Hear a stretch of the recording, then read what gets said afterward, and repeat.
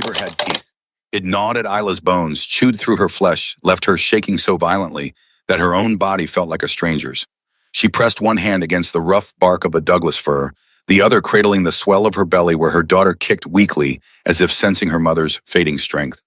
7 months. 7 months of hiding what grew inside her, of scrubbing pots until her knuckles bled, of pretending she was nothing more than what they believed her to be, a kitchen maid with no family, no name, no worth. The birthmark on her hip burned like a brand. She'd discovered its true meaning 3 weeks ago, when the old healer woman had examined her in secret, checking on the baby's position. The mark had always been there, a pale pattern she'd assumed was just an odd birthmark barely visible against her fair skin. But under the healer's candlelight, it had seemed to glow with faint silvery luminescence. The healer's weathered face had gone pale as mountain snow. "Winter Rose," she'd whispered, tracing the intricate pattern with a trembling finger. "Gods above child, you carry royal blood. Frostborn, the last of your line." Isla hadn't believed her, couldn't believe her. She was nobody. An orphan left on the manor's doorstep 18 winters ago, raised to serve, taught to be invisible.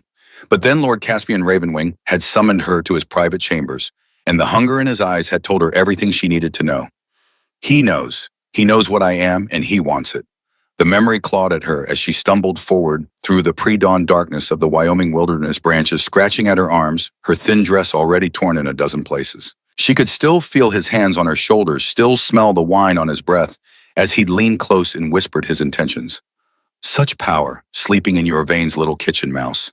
Did you really think you could hide forever? Issa magic hasn't been seen in these lands for 3 generations.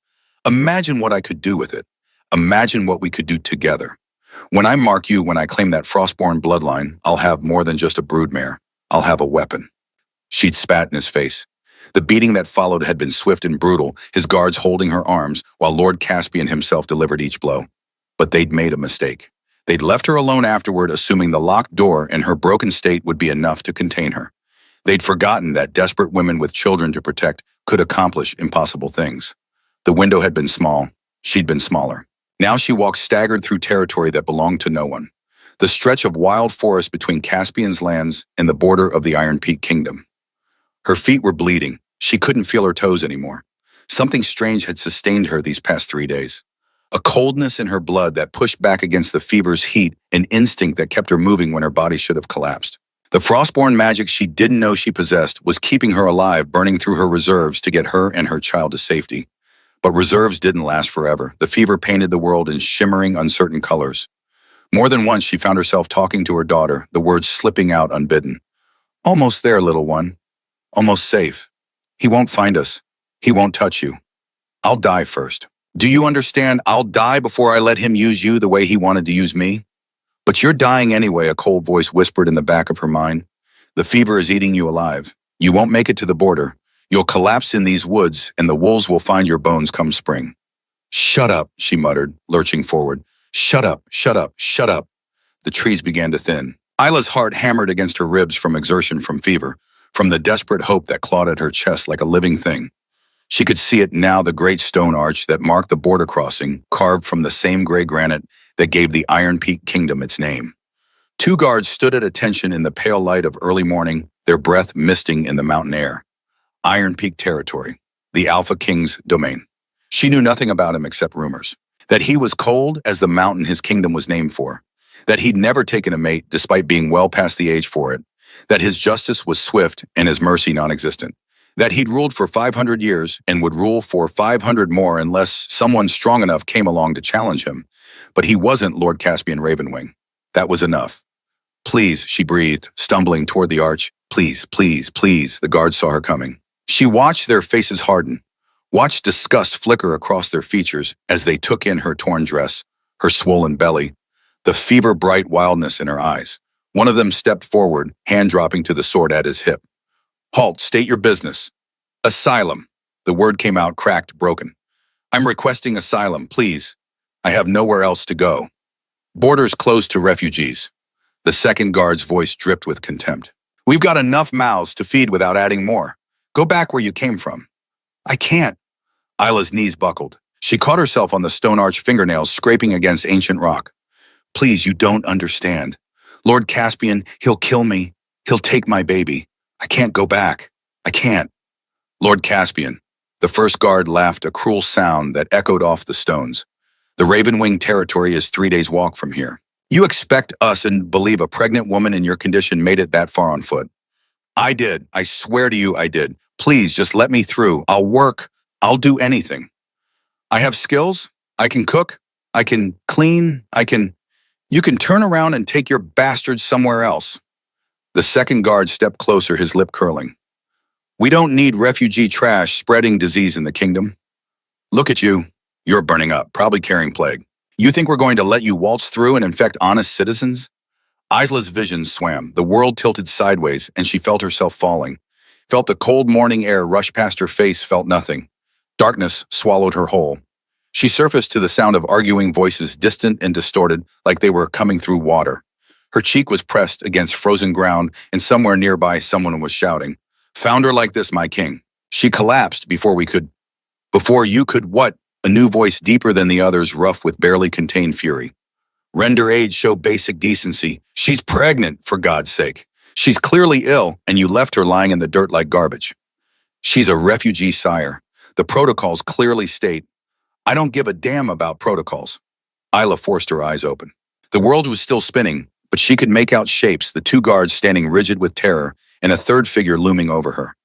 Tall, broad-shouldered, dark hair shot through with silver at the temples, though his face was young, maybe 30 winters at most. The slow aging of ancient wolf bloodlines that could stretch a single lifetime across centuries. He wore plain traveling clothes rather than royal finery, but there was no mistaking the authority in his stance, the way the guards cowered before him. Alpha King Theron. Iron Peak, she thought dimly. He's real. He's here. He turned toward her, and their eyes met. Isla's breath stopped. He was handsome in a severe way. Sharp jaw, high cheekbones, a mouth that looked like it had forgotten how to smile. But it was his eyes that held her frozen. Gray as winter storms, gray as the stones of his kingdom, gray as the sky before snow falls. They widened as he looked at her, something flickering in their depths that she couldn't name. You're awake, he said, and his voice had changed. Softer now, almost gentle. He crouched beside her, and she could smell him, suddenly cutting through the fever haze, pine and wood smoke, cold mountain air, something wilder underneath.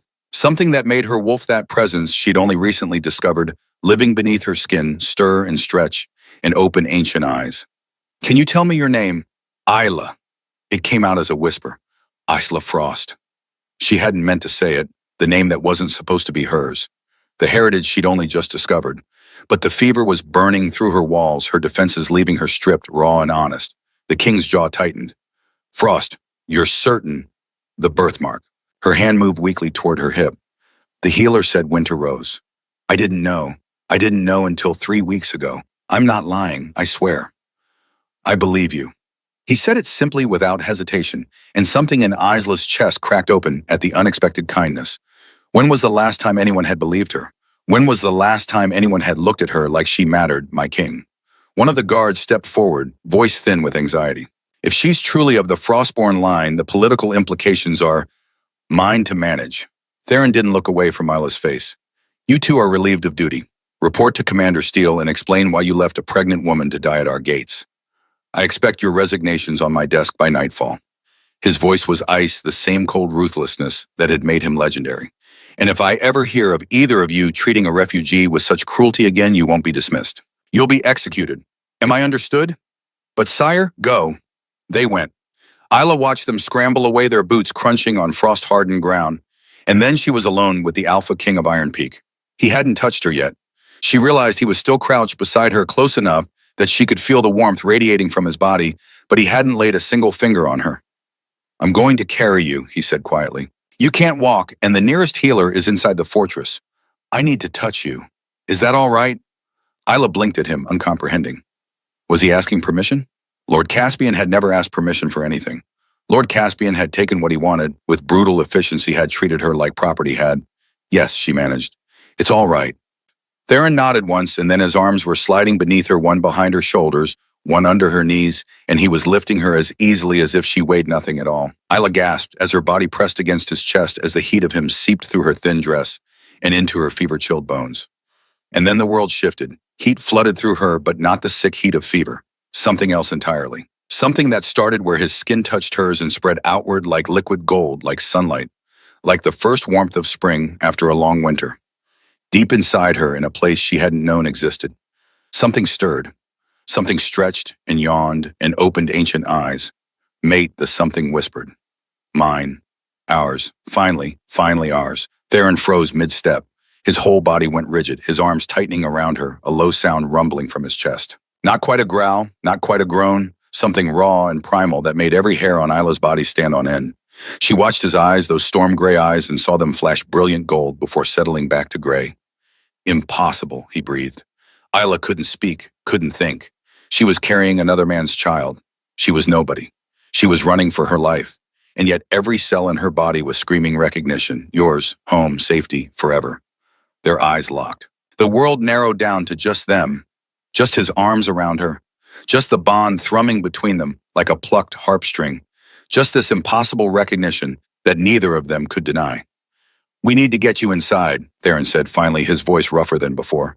The healers, you're burning up. I know what I felt. Isla didn't know where the words came from, only that they were true. That wasn't the fever, that was, I know. His arms tightened, fractionally pulling her closer to his chest. I know what it was, but you're ill, and you're pregnant, and right now the only thing that matters is making sure you survive the night. We can discuss the impossible, so you're no longer dying in my arms. He started walking, carrying her through the great stone arch and into Iron Peak territory. Isla let her head fall against his shoulder, too exhausted to hold it up any longer. She could hear his heartbeat strong and steady, faster than it should be. She could smell him with every breath, that intoxicating mix of pine and smoke and wild. She could feel the bond between them, delicate as spider silk, strong as forged steel. The fortress rose before them like a mountain given form and purpose, its walls hewn from the same gray stone that gave the kingdom its name. Isla watched it grow larger through fever-blurred eyes, her cheek still pressed against the warm leather of Theron's traveling coat, her body cradled against his chest with a gentleness that made something in her ache. Guards snapped to attention as they passed, their faces flickering with surprise and curiosity. But none dared speak. None dared question why their king carried a bedraggled, pregnant refugee in his arms like she was something precious. The bond between them pulsed with each step he took, a steady rhythm that matched his heartbeat, that seemed to echo in the hollow spaces of her chest. Stay awake, Theron murmured, his voice a low rumble against her ear. Talk to me. Tell me about yourself. There's nothing to tell. The words came out slurred, thick with fever. I'm a kitchen maid. Was a kitchen maid. I scrubbed pots and peeled vegetables and tried to be invisible. And the Frostborn bloodline... Isla's laugh was bitter, broken. I didn't know. 18 years of nothing, of being nobody, and then the healer saw my birthmark and everything changed. Lord Caspian found out. He wanted... She shuddered, unable to finish the sentence. I ran. I had to run. Theron's arms tightened around her, and she felt his chest vibrate with another of those low rumbling sounds. Not quite a growl, but close. Possessive, protective. You're safe now. He can't touch you here. You don't know him. You don't know what he's capable of. I know what I'm capable of. His voice was cold as the mountain wind, sharp as the edge of a blade. And I know that anyone who tries to harm you will answer to me. The heat inside Isla's chest flared brighter, spreading through her veins like liquid fire. Her wolf stirred and stretched, pressing against the boundaries of her consciousness with an urgency that made her gasp. He protects. He defends. He is ours. I don't understand, Isla breathed, more to herself than to him. I'm carrying another man's child. I'm nobody. Why would the bond choose? The bond doesn't care about circumstances. Theron's jaw brushed against her hair, and she felt him inhale deeply, scenting her. It sees souls, not situations. And yours. He stopped, his voice catching. Gods above Isla, you smell like winter roses and fresh snow. You smell like home. The world tilted again, but this time it wasn't the fever. Isla's eyes slipped closed and she felt herself falling. Not physically, not with his arms so solid around her, but internally tumbling into the bond that stretched between them like a golden thread. She saw flashes of something she couldn't explain. A lonely throne, a cold bed, years upon years of isolation wrapped around a heart that had forgotten how to hope. His loneliness, his pain, his desperate secret wish for something more than duty and responsibility, and the endless weight of a crown. When she opened her eyes again, Theron was staring down at her with an expression she couldn't read. His gray eyes had flecks of gold in them, now glimmering like distant stars. You felt that, he said quietly. It wasn't a question. Isla nodded, too overwhelmed to speak. I felt it too. His voice was rough, strained, like he was holding something back by sheer force of will. I felt you, Isla, your fear, your courage, the way you've been fighting every moment of your life just to survive. You're the strongest person I've ever met. I'm not strong, I'm terrified. Bravery isn't the absence of fear. He turned a corner, carrying her deeper into the fortress. Bravery is feeling the fear and moving forward anyway. You walked 3 days through wild territory, pregnant and fevered, because you refused to surrender. That's not weakness. That's iron will wrapped in mortal flesh. Isla felt tears prick at her eyes, hot and stinging, completely unwelcome. She hadn't cried in years, not since she'd learned that tears accomplished nothing except making her an easier target. But something about his words, about the conviction in his voice, cracked through the walls she'd built around herself. As the first tear slipped down her cheek, she noticed something strange. Frost was creeping across the stone wall beside them, delicate crystals forming without her conscious thought. She jerked, startled, and the frost melted as quickly as it had appeared. Here we are. Theron stopped before a door of dark wood, nudging it open with his shoulder. Beyond it lay a room larger than any Isla had ever been, in a massive four-poster bed draped in furs and soft linens, a fireplace already blazing with warmth, windows that looked out over snow-capped mountains stretching to the horizon. This will be your chamber. You'll have everything you need. He carried her to the bed and laid her down with impossible gentleness, arranging pillows behind her back to support her swollen belly. Isla watched him move, watched the way his hands, large and calloused. Warrior's hands handled her like she was made of spun glass. The healers will be here shortly, he said, straightening. I've sent word ahead. They'll bring down your fever and make sure the baby's healthy. Before he could continue, a knock sounded at the door. 3 women entered, all wearing the gray robes of healers, their faces kind but professional. The eldest had silver hair pulled back in a braid and eyes that saw too much. Your Majesty. She bowed to Theron, then turned to Isla. I'm Rowena, head healer. Let's see about getting that fever down, shall we? The examination was thorough but gentle. Rowena's hands glowed with a faint green light as she pressed them to Isla's forehead, her belly, the pulse points at her wrists. The other healers worked in concert, applying cool cloths, mixing tinctures, murmuring observations. The baby is strong, Rowena announced, and Isla sobbed with relief. A fighter like her mother. The fever hasn't touched her. But you, child. Her expression grew grave. Your frostborn magic has been burning through your reserves. It kept you alive these 3 days, but it's nearly consumed you in the process. Frostborn magic. Isla looked down at her hands, remembering the frost on the stone wall. The birthmark isn't just a symbol. It's a manifestation of power that's been sleeping in your bloodline for generations. Rowena's fingers traced a pattern in the air, and ice crystals formed, dancing like diamonds. This is what you carry, ice in winter and the deep cold of the earth. When you were in danger, it woke to protect you. I don't know how to control it. You will learn, Rowena smiled. But first you rest. Drink this. She offered a cup of something that smelled of mint and moonlight.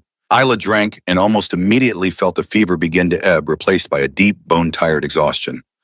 Sleep, Rowena commanded. We'll be back to check on you in the morning. The healers filed out, leaving Isla alone with Theron once more. He'd moved to a chair beside the bed, settling his large frame into it like he had no intention of leaving. You don't have to stay, Isla said, her words already slurring with approaching sleep. You must have duties, a kingdom to run. The kingdom can wait. He reached out slowly, giving her time to pull away, and brushed a strand of hair from her face. The touch sent sparks racing across her skin. Sleep, Isla. I'll be here when you wake. You promise? I promise, Urshamam. She wanted to fight it, wanted to stay awake and make sense of everything that had happened. But her body had other plans. Her eyes slipped closed, and darkness rose up to claim her. The last thing she felt was the bond between them, humming with contentment, singing her into sleep with a lullaby older than words. Isla woke to sunlight streaming through the massive windows and the smell of fresh bread wafting from somewhere nearby. For a moment she lay still, disoriented by the softness of the bed beneath her, the warmth of furs piled around her body, the absence of fear clawing at her throat.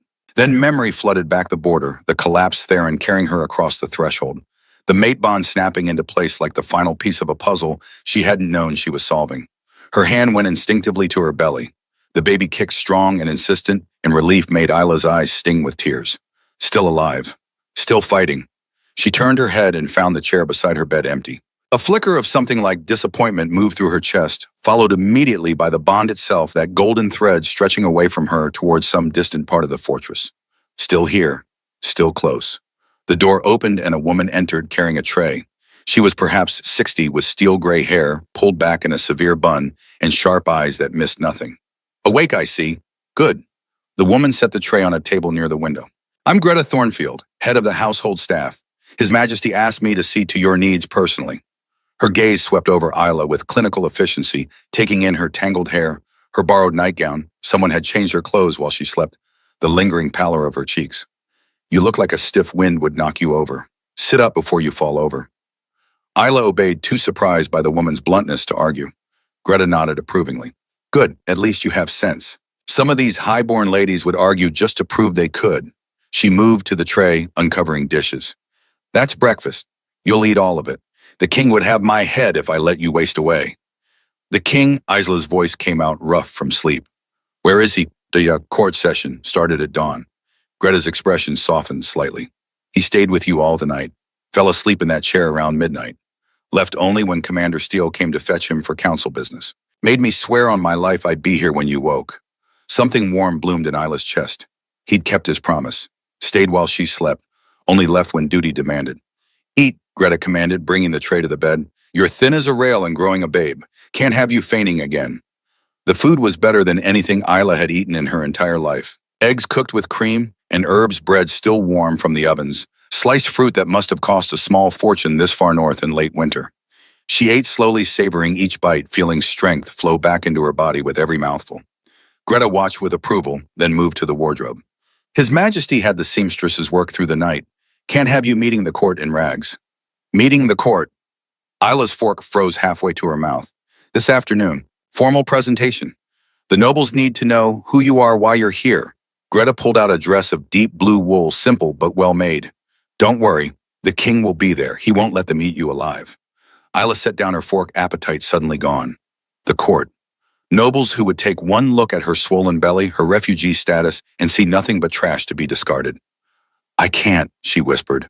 I'm not ready. I'm nobody. They'll see what the king tells them to see. Greta's voice was firm. And he's made it clear you're under royal protection. Anyone who dares insult you insults him. She moved to the bed, her expression gentling.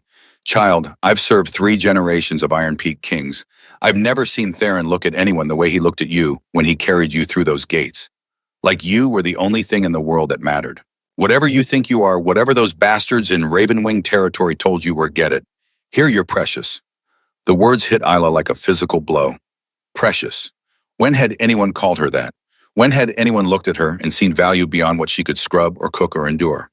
Now finish eating, Greta said briskly. Then we'll get you bathed and dressed. The presentation is at midday and we've got work to do. The next hours passed in a blur. A copper tub was brought in filled with steaming water, scented with lavender. Greta helped Isla bathe, the first hot bath she'd had in months, and washed her hair with gentle efficiency. When she finally held up a mirror, Isla barely recognized the woman staring back. Clean, cared for, almost respectable. There, Greta said with satisfaction. Now you look like someone worth protecting. A knock at the door made them both turn. A young woman entered, dark-haired and perhaps 22, with wide eyes and a shy smile. This is Leora, Greta said. She'll be your personal maid. Anything you need, you tell her. Leora curtsied, her smile brightening. It's an honor, my lady. I'm not a lady, Isla said automatically. You will be. Greta's tone brooked no argument. The king doesn't bring just anyone to the fortress.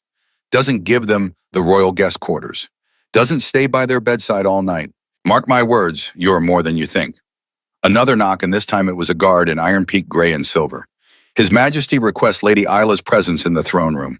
The walk through the fortress seemed endless. Corridors of gray stone stretched in every direction, servants bowing as she passed. Word had clearly spread the king's mysterious guest was awake. The throne room doors swung open, revealing a hall that stole Isla's breath. Vaulted ceilings disappeared into shadow above, and at the far end sat Theron on a throne of iron and granite. He wore formal attire, now black leather and silver mail, a circlet of iron resting on his dark hair. But his eyes found hers the moment she entered, and the bond between them flared with recognition. The hall was filled with nobles, perhaps 200 of them. They turned as one to stare at her, and she felt the weight of their judgment like a physical thing. The whispers started immediately. Who is she? Pregnant gods above. What's the king thinking? Isla's steps faltered. This was a mistake. She didn't belong here. The bond pulsed warm and steady. She looked up to find Theron watching her, and in his eyes she saw absolute certainty. He believed she belonged here. She started walking again. The crowd parted before her, creating a path to the throne. Isla kept her eyes on Theron, using him as an anchor. She reached the base of the dais and stopped. Theron rose and descended the steps to stand before her. The room fell silent. Lords and ladies of Iron Peak, his voice rang out. I present to you Isla Frostguest under royal protection and bearer of the Frostborn bloodline. Chaos erupted. Frostborn impossible. The bloodline died out. Enough, Theron's voice cut through the noise. The birthmark has been verified by Healer Rowena. The magic has manifested. Isla Frost is the last of her line, and she has requested a sanctuary in Iron Peak territory. And you granted it. A woman stepped forward. She was beautiful in a cold, perfect way. Perhaps 35, with raven black hair and eyes like chips of amber. Her dress was crimson silk. Lady Evangeline Bloodmore, Greta whispered in Isla's ear. Be careful of that one. Of course I granted it, Theron said, his voice icy. She arrived at our borders fevered, pregnant, and fleeing persecution. What would you have me do? Turn her away to die? The protocols exist for a reason, Your Majesty. Evangeline's smile was sharp as broken glass. We have procedures for refugees, background checks, quarantine periods. We can't simply allow anyone who claims persecution to enter the kingdom. She's not just anyone. Theron's hand moved to the small of Isla's back. The mate bond has chosen her. The words fell like stones into still water.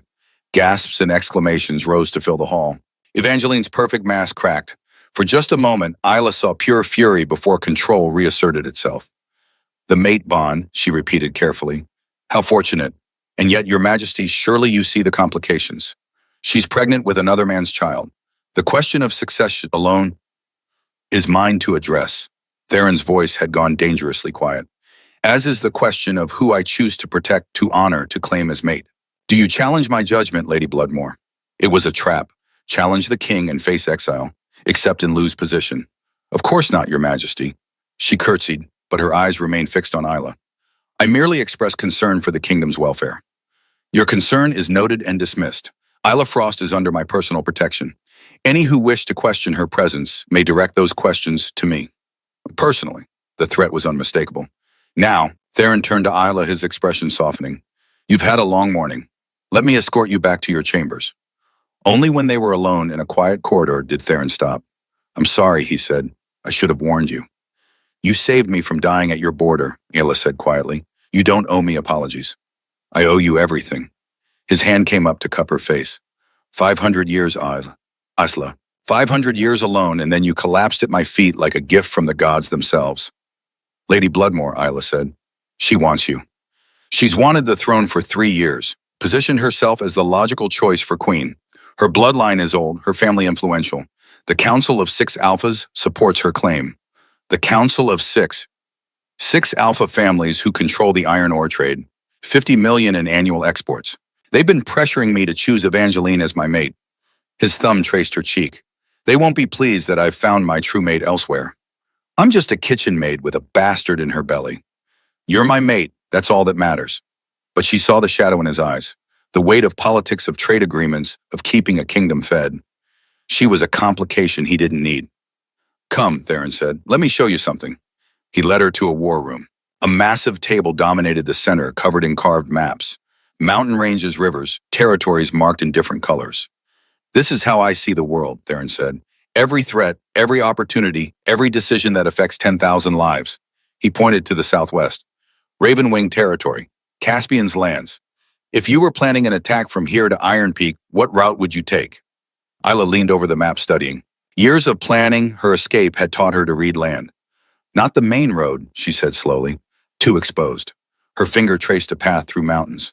Here, this pass, it's narrow, but it cuts 2 days off the journey. And it emerges here. She tapped a spot near Iron Peak's southern border. Behind your main defensive line. Theron stared at her, wonder dawning. That's exactly right. That's the weak point Commander Steele identified. He moved closer. You learned this from planning your escape. I learned it from being invisible. I spent 2 years memorizing every path within 50 miles of Ravenwing Manor. She met his gaze. I knew if I ran, I'd only get one chance. So I made sure I knew exactly where I was going.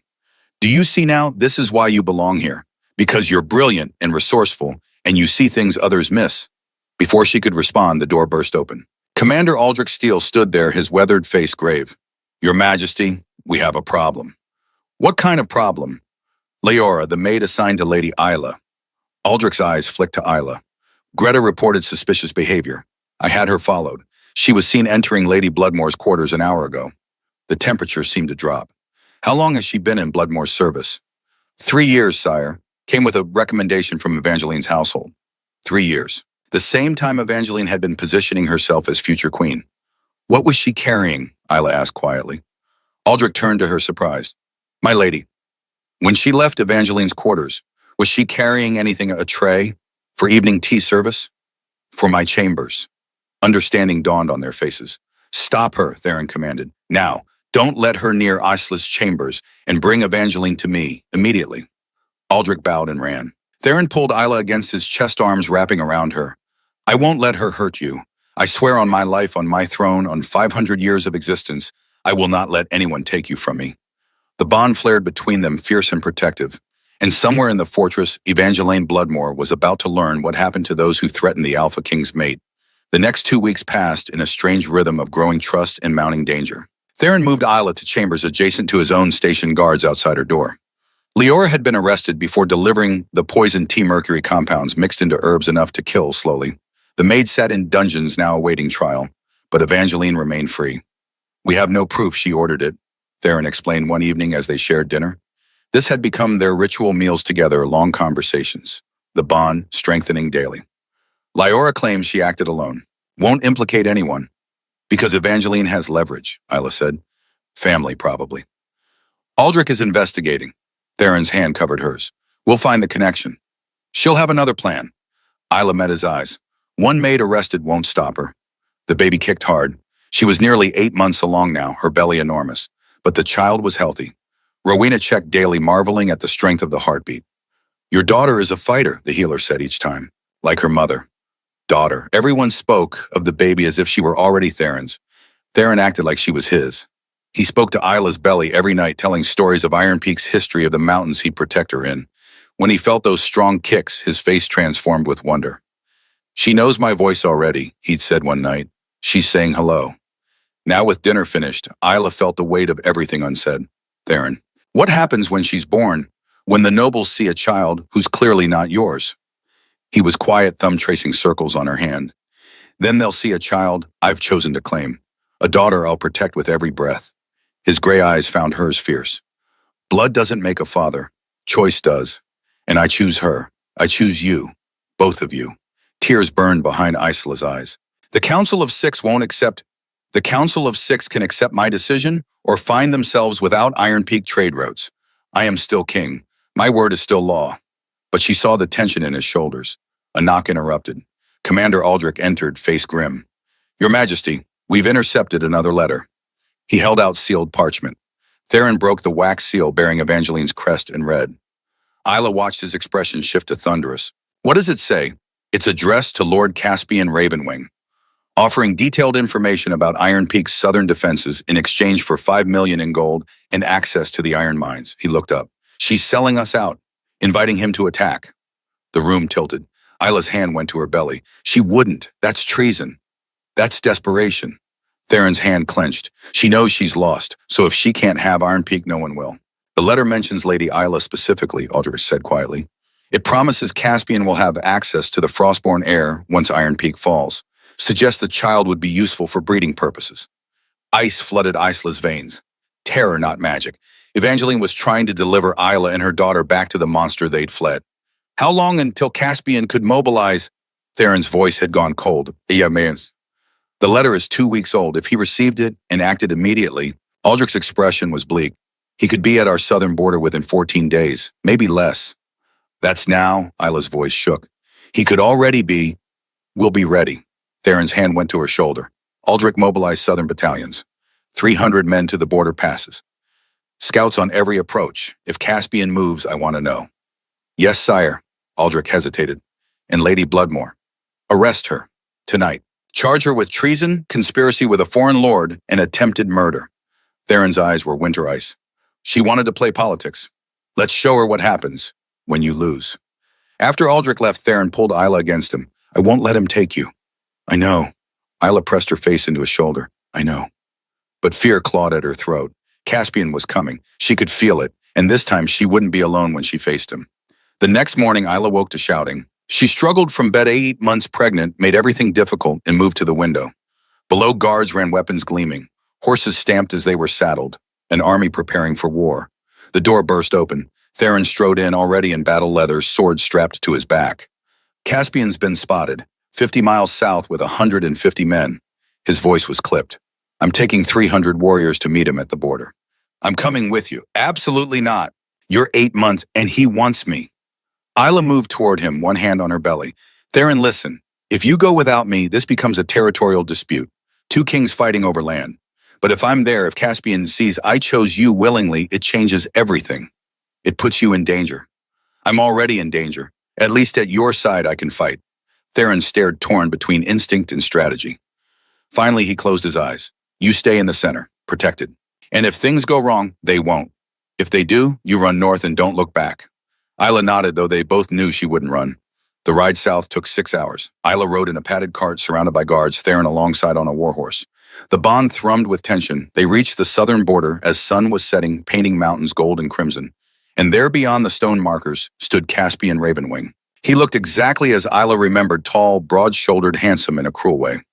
45 but still strong. Dark hair shot through with silver eyes like frozen earth. Behind him stood 150 men in Ravenwing colors, all armed.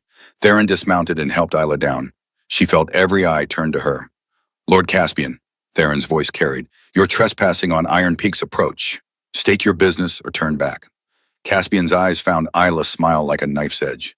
I've come to reclaim stolen property, Your Majesty. That woman is mine. She fled without permission, carrying my child. I'm simply exercising my rights. She's not your property, Theron's voice cut through. She's my mate, and that child is under my protection.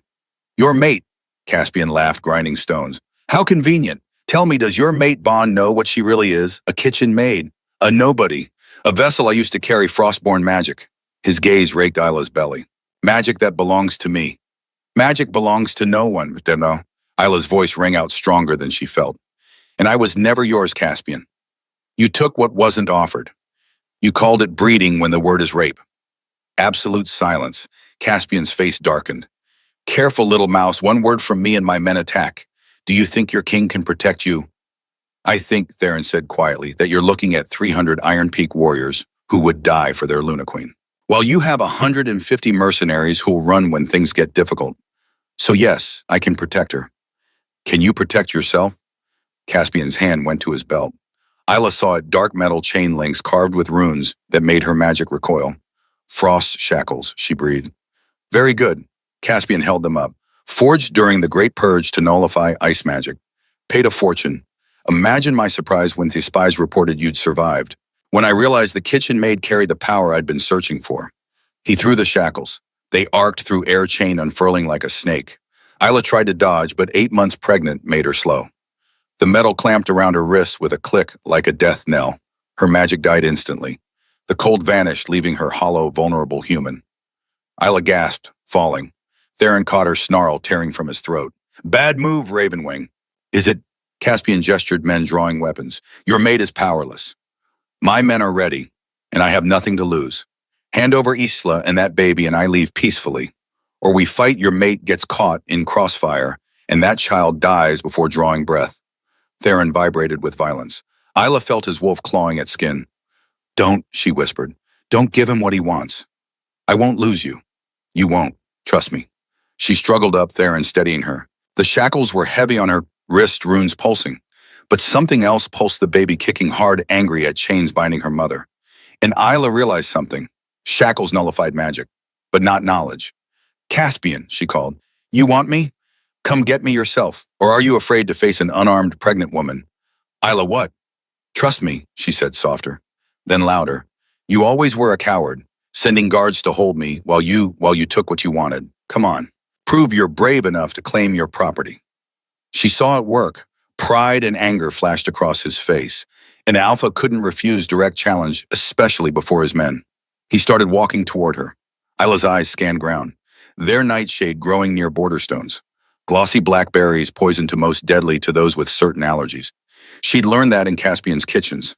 Which herbs made him sneeze, which foods closed his throat. Knowledge was power even for a kitchen maid, especially for a kitchen maid. Caspian reached her hand, shooting out. Time to come home, little mouse. Isla stumbled as if weak shackled hands falling near the nightshade patch. Her fingers, though bound, could still move enough to pluck berries, crush them against metal links. She'd planned this, counted on his arrogance.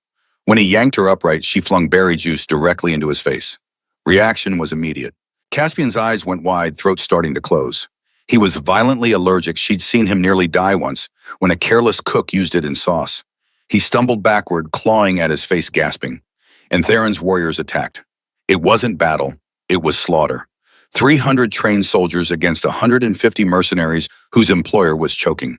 The mercenaries broke within minutes, scattering into mountains. Through it all, Isla stood over Caspian's convulsing form, shackled hands, steady voice, colding him up. You called me nothing, called me vessel, called me property. She crouched, meeting his bulging eyes. But I'm standing, and you're on the ground. Funny how that works. Theron appeared, ice forming around frost shackles as he worked to remove them. They fell away. Isla's magic surged back, and she gasped with relief. Finish it, Theron said quietly. He's yours to judge. Isla looked down at Caspian. So easy. A spike of ice through the heart. Justice. But she thought of her child, of the world she wanted that child to inherit. One where justice meant more than revenge. No, she stood Theron's arm around her. He faces trial, public legal with witnesses and evidence. That's how we do this. That's how we're better. Theron's smile was fierce. As you wish, my queen. They bound Caspian in regular iron and loaded him into a cart. His breathing was better, allergic reaction passing, but he looked broken. The ride back took most of the night. Isla dozed, waking only when they passed through fortress gates at dawn. A crowd had gathered. Word spread the king rode to war and returned victorious. But standing in chains between guards, crimson dress torn, was Evangeline Bloodmore. Theron helped Isla down, then addressed the crowd warriors, noble servants, everyone. 3 days from now, public trial. Lord Caspian Ravenwing stands accused of systematic abuse, attempted kidnapping, and conspiracy with Lady Evangeline Bloodmore to betray Iron Peak. His voice carried. All evidence will be presented, all testimony heard, justice will be served in full view. Because this is how we do things. We don't hide in shadows. We face truth in daylight. The crowd erupted in approval. Isla watched Evangeline's face, saw hatred, fury, but also fear. The lady who'd schemed for 3 years was finally caught. 3 days to prepare for the trial that would determine so many fates. But first, Isla needed sleep. The baby kicked up a storm, protesting excitement. Theron seemed to sense her exhaustion because he scooped her into his arms and carried her toward the fortress. I can walk, she protested weakly. I know, but I carried you across the border when you were dying. I'll carry you to your chambers when you're victorious. He kissed her forehead. Let me take care of you, please. So she did. The next 3 days passed in preparation. Aldrich gathered evidence, financial records showing Council of 6 embezzlement letters between Evangeline and Caspian, testimony from servants who'd witnessed Lyora taking orders. Rowena examined Isla, documenting every scar from Caspian's beatings, every sign of systematic abuse. Isla practiced testimony with Theron, going over details until her voice stopped shaking when she spoke of Caspian's chambers, of the locked door of the window that had been her only escape. On trial morning, Isla woke to Theron sitting on her bed's edge, hand resting on her swollen belly. She's awake, he said softly. Been kicking for an hour. She knows today is important. Isla covered his hand. Are you ready?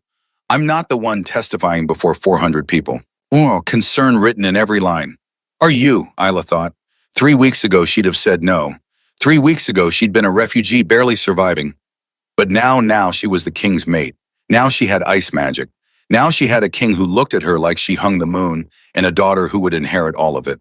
Yes, she said, I'm ready. The great hall was packed. Every noble family, every warrior, every servant. 400 people, maybe more. At one end, Theron sat on his throne. At the other, in chains, sat Caspian and Evangeline. And above, watching from a raised platform, sat 5 ancient wolves. The Council of Elders, the highest authority in all territories called to oversee justice when crimes cross borders. The eldest was a woman, perhaps 70, with hair like spun silver and eyes that saw through lies. Elder Morwenna. She stood and silence fell. We are gathered to witness justice, to hear evidence of crimes against an Omega, against a kingdom, against the natural order itself. Her voice carried to every corner. Let the testimony begin. What followed was methodical, devastating. Aldrich presented financial records proving Council of 6 had embezzled $200 million over 3 years, showed how they'd funneled money to Evangeline, who built her spy network. Then came letters, 47 of them exchanged between Evangeline and Caspian, each more damning than the one, plotting Isla's capture, discussing breeding potential of frostborn children, planning invasion that would have destroyed Iron Peak. Lyora testified next, voice shaking. Evangeline had bought her family's debt 3 years ago, used it as leverage to force Lyora into service as Spawn. Mercury poisoning had been Evangeline's order delivered through intermediary so Lyora could claim ignorance if caught. "I'm sorry," Lyora sobbed, looking at Isla. "I didn't want to hurt you, but my mother, my sister's debtor's prison. I didn't know what else to do." Isla felt complicated emotion. Anger, yes, but also understanding. Lyora had been trapped, forced to choose between bad and worse. Then Isla's turn. She walked to the hall's center, Theron's eyes on her the whole way. When she spoke, her voice was steady. "I was nobody, an orphan raised in Lord Caspian's kitchens. For 18 years, I scrubbed pots, peeled vegetables, tried to be invisible." She met Caspian's eyes. Then a healer saw my birthmark, the winter rose, proof of frostborn blood, and everything changed. She described the summons to his chambers, wine on his breath, hands that didn't ask permission, guards who held her while he did what he wanted. Her voice never wavered, though inside she screamed. "When I discovered pregnancy, he called it good breeding stock, said the child would be useful. A weapon to control, to use to—" Her voice broke. "I couldn't let that happen. So I ran." She showed scars, pulled up her sleeve, revealing marks from beating when she tried escaping the first time, showed calluses from years of kitchen workplaces where skin had been burned. I walked 3 days through wilderness to reach Iron Peak's border. Fevered, pregnant, dying. And King Theron carried me across that border himself, saved my life, gave me sanctuary. She looked at Theron Bond blazing, gave me hope. The hall was silent, some nobles crying, others looked sick. Isla turned to Elder Morwenna. "This child deserves a world where her mother's body isn't property, where power doesn't mean the right to take what you want, where justice means something." She placed hands on belly. "I'm testifying not just for me, for her, and for every Omega who's been told they're nothing but breeding stock." Elder Morwenna's ancient eyes were wet. "Thank you, child. Your courage honors us all."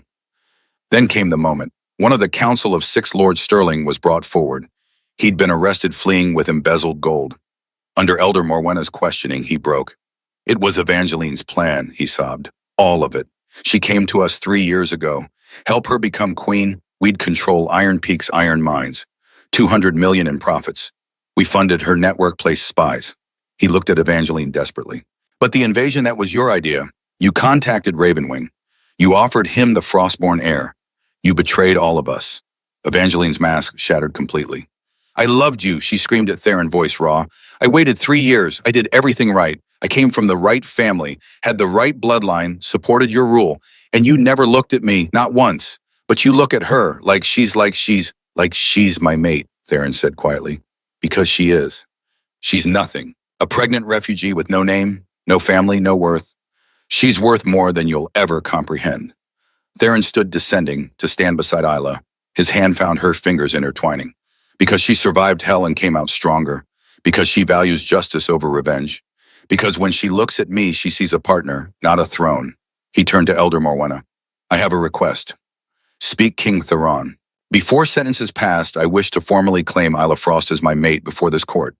To bind us not just by the bond the gods gave us, but by the laws of our people." Collective gasp. Elder Morwenna smiled. "Then let it be done."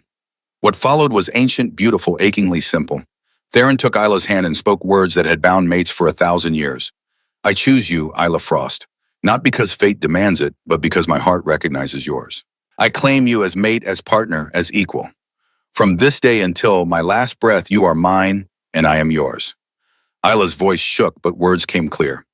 "I choose you, Theron Ironpeak, not because I need protection, but because I want partnership. I claim you as mate, as equal as the father my daughter will know. From this day until my last breath, I am yours, and you are mine." Then came marking. Theron's teeth at her neck, the bite that would scar, that would tell every wolf she belonged to the Alpha King. But Isla had made one change. "I mark you in return," she said, and bit him back. The hall erupted. No Luna Queen had ever marked her king. Tradition was one-sided Alpha claiming Omega. But Isla had refused, and Theron had agreed because they were equals, partners bound by choice as much as fate. When they separated, both bore marks that would never fade. Equal, mutual. Perfect. Elder Morwenna's smile was approving. "Well then, now that's settled, let us render judgment." She turned to face Caspian and Evangeline. "Lord Caspian Ravenwing, you stand convicted of systematic rape, forced breeding, attempted kidnapping, and conspiracy to commit treason. The sentence is death by beheading. to be carried out immediately. Caspian's face went white. You can't. I'm a lord. I have rights. You forfeited those rights when you treated an Omega as property. Elder Morwenna's voice was cold as winter wind.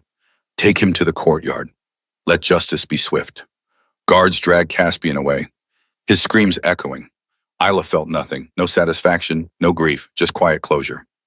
Lady Evangeline Bloodmore, you stand convicted of attempted murder conspiracy with a foreign lord, treason, and crimes against the crown. Normally, such crimes would also warrant death. Elder Morwenna paused. But Luna Queen Isla has requested mercy. Evangeline's head snapped up, eyes finding Isla's. Life in the northern wasteland, Isla said quietly. Exile. All titles stripped, house dissolved, branded as Oathbreaker so everyone knows. Let her live with her choices. Why, Mom? Evangeline's voice was broken. Why show me mercy? Because I'm not you. Because mercy is stronger than revenge. Because I want my daughter to grow up in a world where we're better than our worst impulses. Isla's hand went to belly, felt the baby kick. And because I pity you, you had 3 years to build something real. Instead, you built a house of lies. And now you have the rest of your life to live in that wasteland of your own making. Elder Morwenna nodded. So be it. Evangeline Bloodmore, you are sentenced to life exile in the Arctic wasteland. You will be branded and expelled before nightfall. As guards led Evangeline away, Isla saw tears streaming down the woman's face, not remorse. Tears of rage and loss, in bitter knowledge she'd gambled everything and lost. The Council of Six received similar sentences, life imprisonment in Elder's custody, all assets seized and returned to trade routes they'd stolen from. Then Elder Morwenna addressed the assembled court. Let this day be remembered.